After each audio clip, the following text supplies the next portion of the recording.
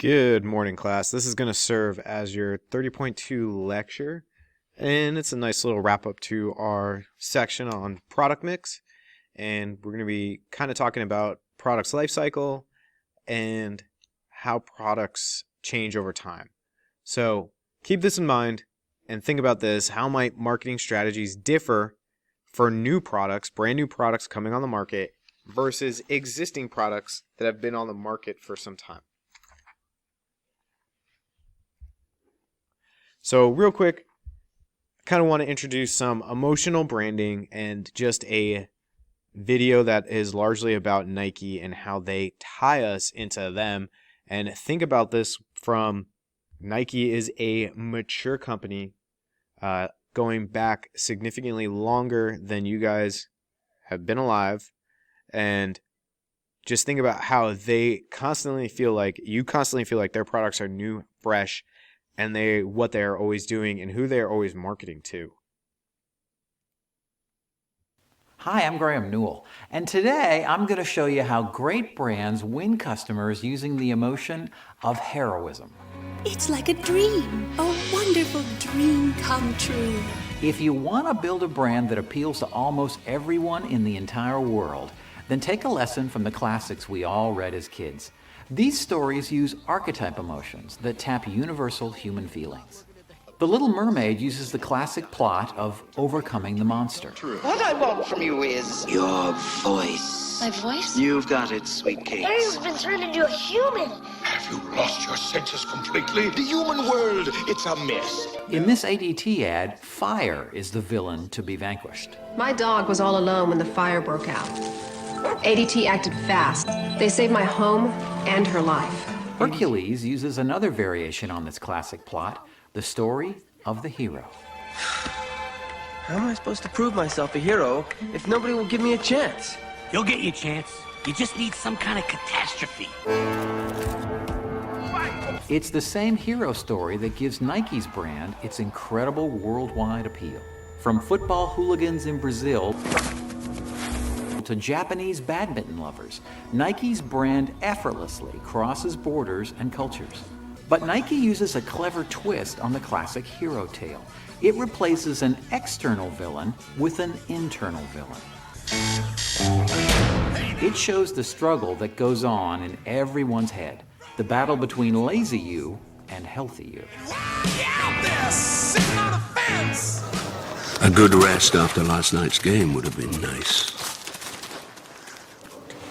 But last time I checked, nice never won a football match. This constant internal battle brings the hero story down to a level that's ultimately relatable to everyone. If you don't lose consciousness at the end, you could have run faster. Be the hero. Be faster. Vanquish the slower you. Nike has amplified the power of the hero story by making it very personal. They've put both the hero and the villain right in our own heads. Okay, we're done. Let's take a breather. Gotta keep going. What? It's not the deal. I think we can go on. Since when did you start thinking? Whatever. So who exactly are you trying to impress? Because you're sure not impressing me. Save your breath. We're gonna need it. Save your breath. You can't see yourself. You look disgusting. This isn't the time to start pushing. We've got to stop. You're the one who's got to stop. Me? Me? Are we in this together or what? I don't know, are we? I'm the one who's got to see it. You're the one holding me back. Holding you back. I'm just trying to look out for us. Not like you just won't ditch me. Or maybe I should get rid of you. Stop running. No. Yes. Yes. Yes. Yes. Yes. No. Stop. You can't go. Please. I'm done with you. And the hero in you prevails. I'm Graham Newell, and that's Emotional Marketing. There's lots more free training videos, white papers, and great emotional marketing. So a couple of great points in there. I like how that a video exemplifies the different times that Nike has marketed and how they continue to market as time goes on. And I always think about this, that companies have to constantly rethink about who they're marketing to, because it's one of those horrible facts of life. But as time goes on, we get older. Older people eventually meet their end of days, or a time frame when they're not worried about buying a new pair of shoes. So Nike is always rethinking the way they market to have to market to younger people. And to me, that's not the easiest thing to do. And they have managed to do it since the 80s incredibly well. And that's, I think, a hard thing for a company that's part of a trend. So I like that. I love the story of the hero, and I love how Nike makes us our own hero or our own villain. They manage to take marketing that is usually, you focus on a target market, and they've made it incredibly broad. And to me, that's another great challenge that they accomplish. So today we have 2 objectives, and it's going to be a pretty straightforward short lecture, which I'm sure everyone's excited about. But we're going to go over the 4 stages of the production life cycle, and then we're going to describe product positioning techniques. So the heart of the matter, products go through different stages of growth and decline, and there are a number of marketing strategies that help sustain product sales over time. So our vocabulary, shorter, that's the bell for lunch. So product life cycle, product positioning, category management, and a planogram. And we'll get into those as we go along. So the 4 stages in the product life cycle, and we'll go over them in a second, but just get that there are these 4 stages to start with: introduction, growth, maturity, and decline. Right, obviously here some of their characteristics. Our introduction stage is the least profitable stage, and consumers they're learning about the product. It's first being introduced to them. You have what's called early adopters that jump on board, they get the new product, and they are part of the driving force that either sells it or shuts it down to the next group of people that are going to come in and buy it. Going down from there, the growth stage is where we have increase in sales and profits. It's getting really popular. Everybody wants it. Everybody's buying it. And we have a lot of rapid growth. And this can come with its own set of logistic problems, as now we're trying to figure out potentially how to make more. Do we have enough raw materials? So on and so forth. You guys give me a hard time about Tesla for having it be a constant example. And my brain goes to them because one of the things they're struggling with is in order to sell more cars, they need more batteries. Well, they're starting to hit a supply problem where there's only so much cobalt that's mined every year, and that needs to grow in order for them to have more cobalt to produce more batteries. So that's going to be one of the logistical issues they're going through their growth stage. So then we hit the maturity stage, and this is where sales slow. There can be increased competition or market saturation. Market saturation occurs when there are so many companies making the same thing that, well, it's probably not worth potentially being in that industry anymore. And the one that came to me last chapter was about cell phone cases. You can look on Amazon, and there are hundreds of makers of cell phone cases, and it's borderline overwhelming looking for a cell phone case for any popular phone. So, and that has to do with competition. How does someone in that market actually have market share and maintain it? It can be very difficult. Lastly, we have decline, and that's when sales fall and profits can be smaller than actual expenses, and we're making the product and losing money. That is a really bad sign. That's kind of when marketing dramatically needs to change, or the product needs to change, and potentially a combination of both. So I'm going to jump over to some strategies.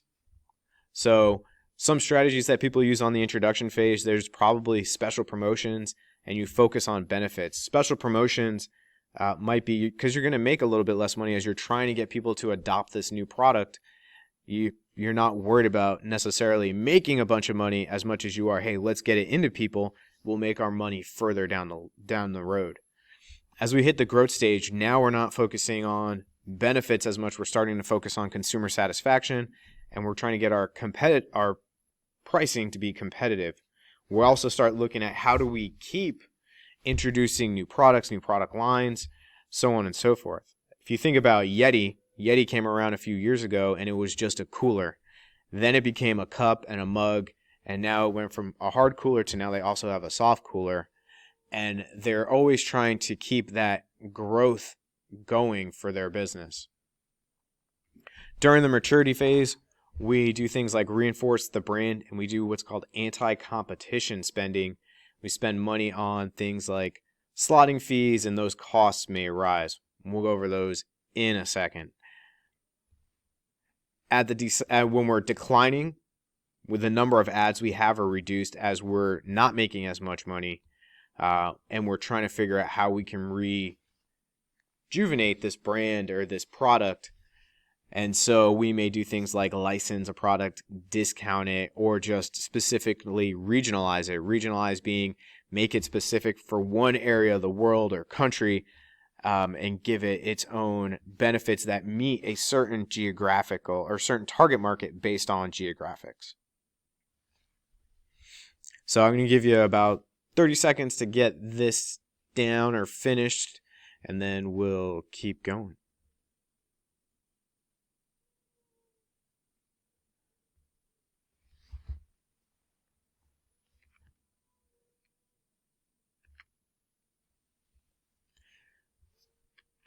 All right, formal definition of the product life cycle and just a visual for what this kind of looks like and where profits follow.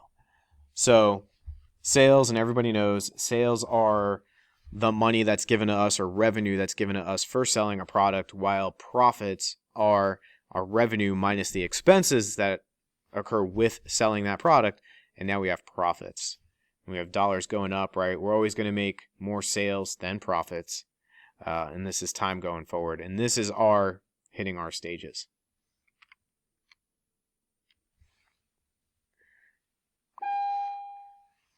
Another bell, sorry.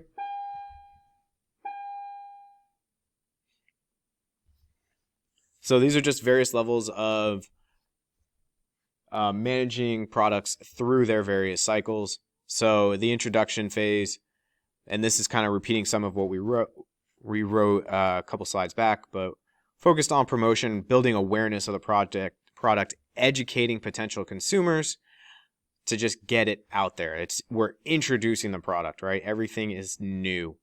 And then in growth, we're trying to build loyal customers and then start increasing market share. And then we're just starting to deal with competition, right? Some people are finding out, hey, we're making money based on our new products. So, hey, they're going to jump in the market as well and say, hey, there's a whole market out here for this. Let's see if we can do it. In the maturity phase, there's a lot more competition. Advertising, we're using that to try and reinforce our brand. Our promotional costs might be a little bit lower, as in we're not paying as much for promotions. And then slotting fees, like I said, we'll get to that in a minute. And then in the decline, where we might sell or license the product altogether, we might recommit to a product line. We might say, hey, we're going to change this and make more of it, or go back to the original, or we're doing something to say, hey, this is something we want to invest time and energy and marketing in, and we're going to make it happen. We might discount the product, regionalize the product, and then we might just come up with some type of update for the product or alter it in some way, shape, or form.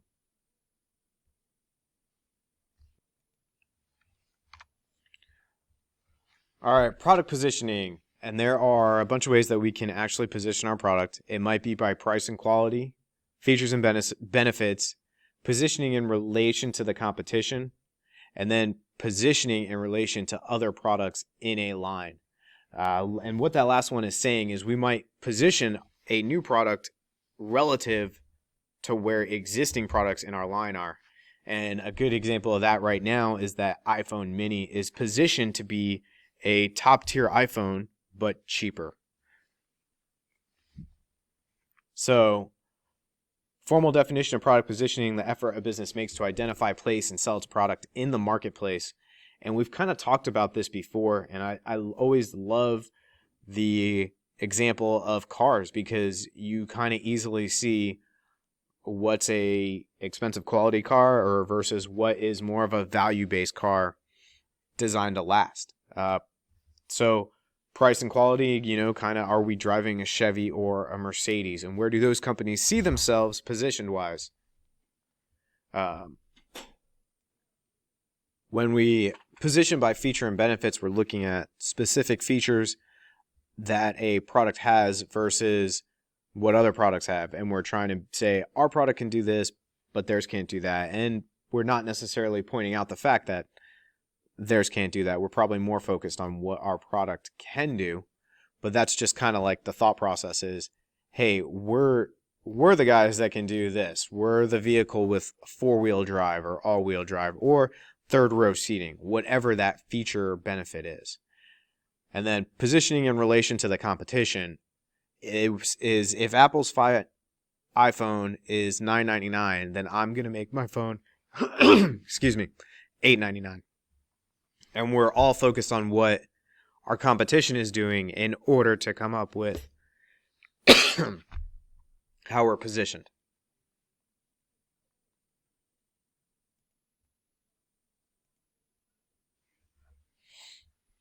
So just a quick little visual for positioning strategy and potential result. So everything in all of these strategies, whether it's price and quality, features and benefits, relation to the competition, or in relation to a product line, the result is the image and branding that we're trying to give to the customer. And hopefully we're appealing to the right people.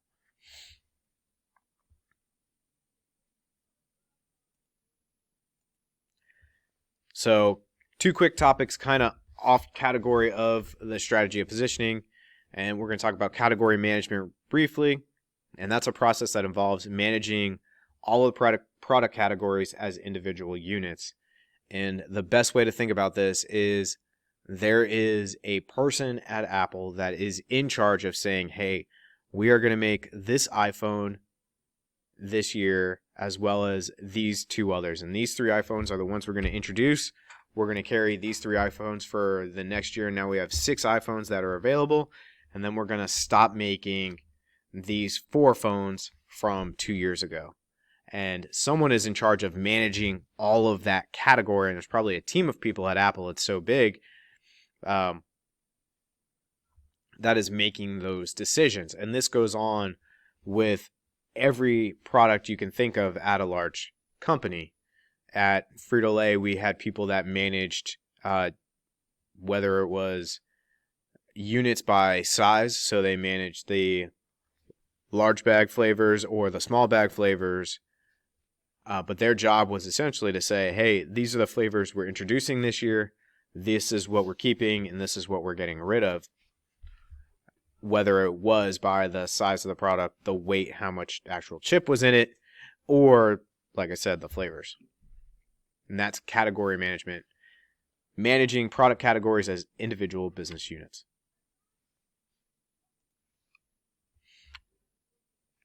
So,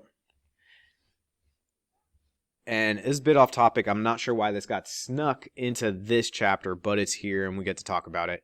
But a planogram is a computer-developed diagram that shows a retailer how and where products within a category should be displayed on shelves and at individual stores. And manufacturers tend to help retailers with this. And the best way to think about it is Frito-Lay comes in, they talk to a store owner, and they say, hey, how much space are you giving me? This is how much space we think we should need. Okay, you guys have 4 feet in the chip aisle or 8 feet in the chip aisle. We go back and we say, well, hey, this is what we're going to recommend selling because we service all the other stores in the area, and this is what sells best. And it kind of looks like this.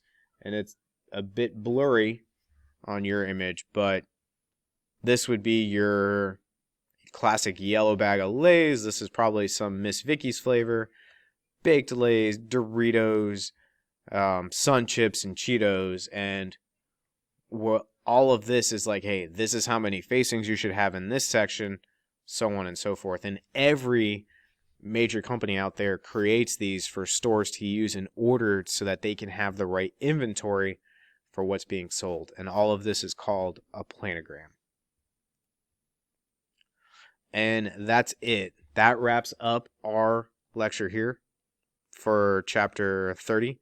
We're going to work on this project, revitalizing a product in the mature phase of its life cycle. And we're going to go through some of these companies, split them up, and I'll walk you through what we're going to do. And there'll probably be a little presentation involved at the end.